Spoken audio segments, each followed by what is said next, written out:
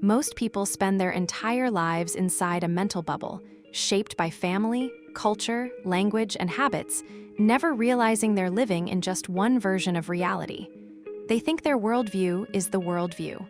Their beliefs feel natural, obvious, default. And if that's true, then most of us aren't seeing the world clearly, we're seeing it narrowly. This video isn't about being polite or open-minded. It's about breaking the invisible walls around your thinking.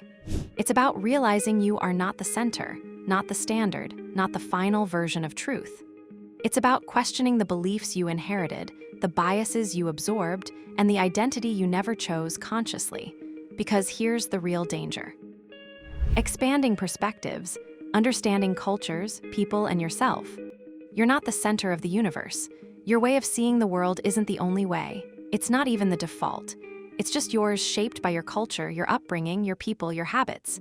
And if you never step outside of that, thinking stays small, narrow, rigid. You miss the full picture of what's really going on in the world. Expanding your perspective isn't just about tolerance or being open-minded. Culture is more than food and flags. Too many people think understanding other cultures just means trying different foods or celebrating a holiday once a year. That's tourism, not understanding. That's surface level. Real understanding goes deeper. It means asking hard questions. It means sitting in someone else's shoes without trying to make their experience fit your own frame of reference. Culture is how people grieve and how they raise children. How they argue, love, cope, and believe. It's what they value, what they fear, what they prioritize. You can't understand someone if you don't understand where they come from, and you don't get that from a travel brochure. Drop the need to be right. One of the biggest roadblocks to expanding your perspective is the ego. That itch to defend your way of thinking. That knee-jerk reaction to prove you're right. It feels good in the moment, like winning. But what do you actually win? Isolation? Broken relationships? A tighter, smaller mind? If you can't drop that, you'll never grow. You'll just argue yourself into a corner. The goal here isn't to agree with everything. It's to understand why people think the way they do. Your bias is showing. We all have biases, all of us. You've picked up stories, judgments, and stereotypes over time, some you were taught directly, some you absorbed without even noticing. That's not a personal failure. It's programming. That's how culture works. But it becomes your responsibility to unlearn what's wrong. That's on you. Talk to people you don't understand. If you only ever talk to people who agree with you, your growth will stall. Your mind will shrink. Your perspective will clarify. You'll never stretch if you only surround yourself with voices that reflect your own. Human beings are complex. You don't get to reduce them to a tweet or stereotype. Sit across from someone and really listen. The more you do, the more you realize how vast the world really is and how small your own perspective used to be. How many brilliant perspectives have you ignored just because they didn't sound like yours?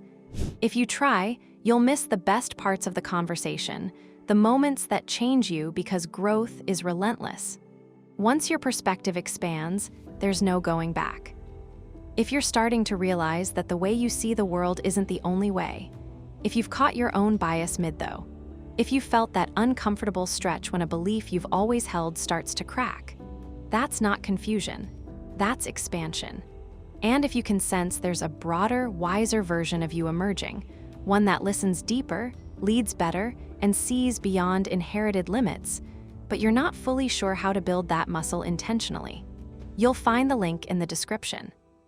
Travel helps, but only if you're humble. Yes, travel can help expand your perspective, but only if you show up with humility. Some people travel and treat other cultures like entertainment. They collect experiences like souvenirs without ever letting those experiences change them. That's tourism, not transformation. That's not growth, it's consumption. Real travel growth happens when you slow down. When you ask questions, do not just take pictures. When you let yourself be the outsider, the learner, the one who doesn't know. Understanding others helps you understand yourself. When you study other people's cultures, values, and stories, you start seeing your own more clearly. You realize how much of your thinking isn't actually you, it's just what you absorbed. Inherited ideas, learned patterns. Instincts you never questioned until now. In a way, it's like repeatability in measurement technology. If everyone around you shares the same perspective, it may seem consistent, but that doesn't mean it's accurate. That realization is jarring. You start asking things like, why do I believe this? Who taught me this? Is this actually mine, or just what I inherited? At first, it feels like losing yourself. Like things you thought were solid start cracking. But that's not a breakdown, that's clarity, that's reclamation. Perspective isn't just intellectual, it's emotional. This work isn't all heady and academic, it's deeply emotional. It means letting go of certainty. It means admitting ignorance. It means grieving old beliefs that no longer fit. Sometimes it means confronting the ugly parts of your own culture, racism, sexism, violence, silence. It's realizing that some things you've accepted your whole life were never okay and never will be. That stuff's hard, but it's necessary. Growth isn't painless. If you want to lead, you need perspective. You can't lead well if you don't understand people. And you can't understand people if you only know how you think. Leadership isn't about pushing your worldview onto others, it's about making space for theirs. Leaders who only see their own view aren't leading, they're dictating. Great leaders don't just manage. They listen. They adapt. They translate between perspectives. They don't demand sameness, they build bridges between differences. And that only works if you've done your own work first. So I'd love to know this. When was the last time your perspective was challenged, and it actually changed you? Was it a conversation? A place you traveled? A belief that cracked? A moment you realized you might have been wrong? Your reflection might be the thing that helps someone else question an assumption, soften their ego, or step outside the bubble they didn't even know they were living in. Daily struggles.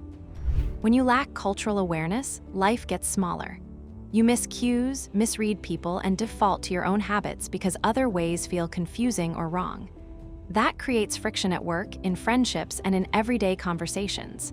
It builds invisible barriers between you and the world, not because the world is inaccessible, but because you haven't learned how to see it clearly. You stop growing. Without exposure to different ways of thinking, your perspective stays narrow. How to build cultural awareness.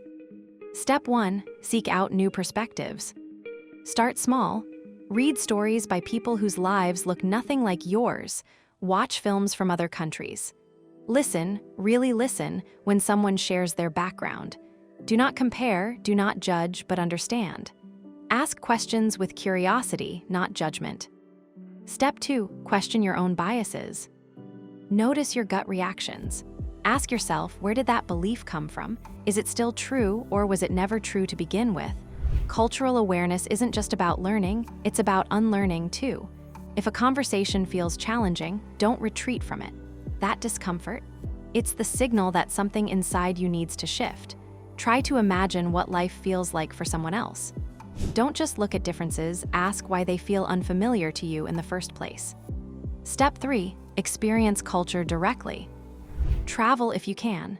If you can't, attend local events, try new foods, and learn about other belief systems. Because immersion isn't about geography, it's about intention. You don't expand just by witnessing difference. You expand by letting it challenge you. Look for moments where your assumptions are tested. That's where growth happens. Step 4, overcoming the fear of travel alone. If you're afraid to travel, you're not alone. I was too.